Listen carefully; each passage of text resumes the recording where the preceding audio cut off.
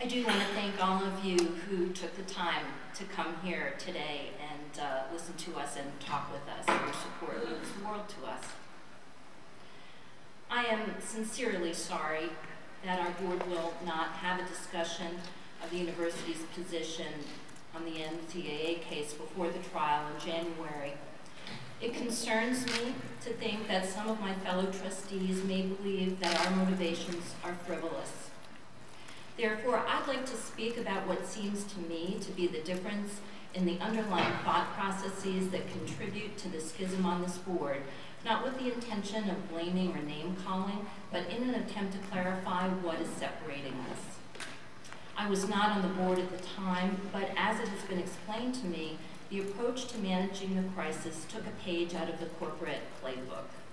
The board took responsibility for a set of problems they identified and took quick actions to show commitment to correcting the problems. Several individuals were removed from their posts and a number of compliance measures were rapidly implemented. Then they expected the matter to blow over fairly soon. A statement was made that by 2014, this will all be a distant memory. Perhaps that would have been true for a consumer product like Tylenol. But we are now approaching 2015 and we are still embroiled in this crisis. The reason for that is because a great number of people who love Penn State are dissatisfied with the approach that was taken. The trustees who designed the approach to managing the crisis seem to feel that if we would stop complaining, the crisis would indeed blow over, and therefore the solution is that we should stop complaining. Here's why we can't just walk away. I believe that much of the schism on this board comes from a difference in understanding of what constitutes fiduciary duty. Corporate boards serve stockholders. University boards serve stakeholders. There is a world of difference between these two approaches. Richard Chait is a Harvard Emeritus Professor of Education who's a national expert on higher education governance. In an interview published by the Association of Governing Boards, Dr. Chait was asked, what are the hallmarks of fiduciary behavior by college and university trustees? His response, fidelity to mission, integrity of operations, and conservation of core values. It is the conservation of core values that is a primary motivator for the alumni elected trustees. What are the core values of the Pennsylvania State University? I realize that the university's value statement has recently been revised, but for most of us, the values that have inspired us and have motivated us for many decades are simple: success with honor.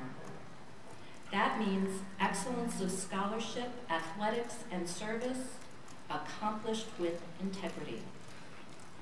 We find the corporate approach to crisis management used in the Sandusky scandal to have sacrificed the university's core values in the following ways.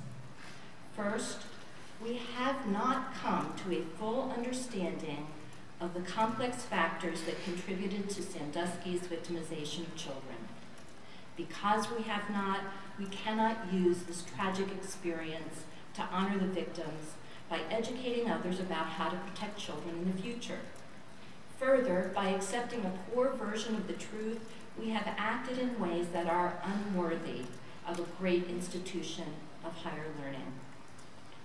Second, with the lawsuit under discussion today, we are permitting the NCAA to punish us in violation of their own rules and procedures, and in so doing, we accept their false claims about our culture, our values, which damage the reputation of a university previously known as a place where integrity was embraced.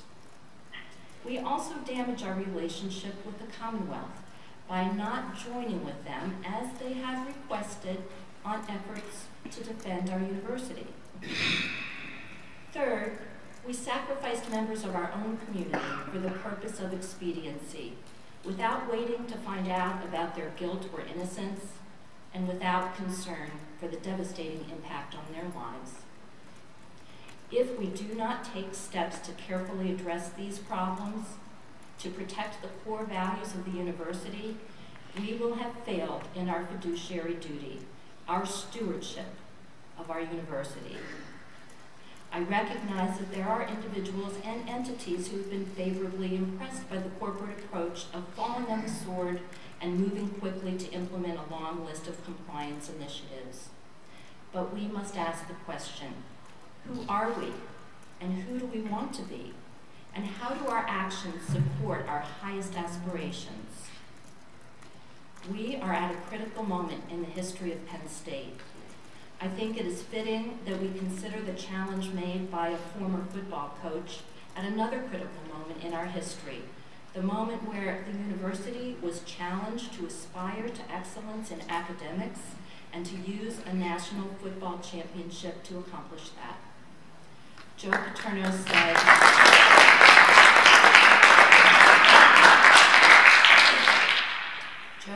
said, I think we are looking for the soul of this institution. The soul may be an overstatement, but I'm not sure I'm overstating the case. I think we're literally looking for a soul, who we are, what we are, and I think that basically comes down to soul. We need to find our soul. Our stewardship of our university is a sacred trust. We owe it to Penn State to come together to make sincere efforts to understand each other so we can chart the future of our university consistent with the values that have made it the jewel in the crown of higher education in the Commonwealth of Pennsylvania.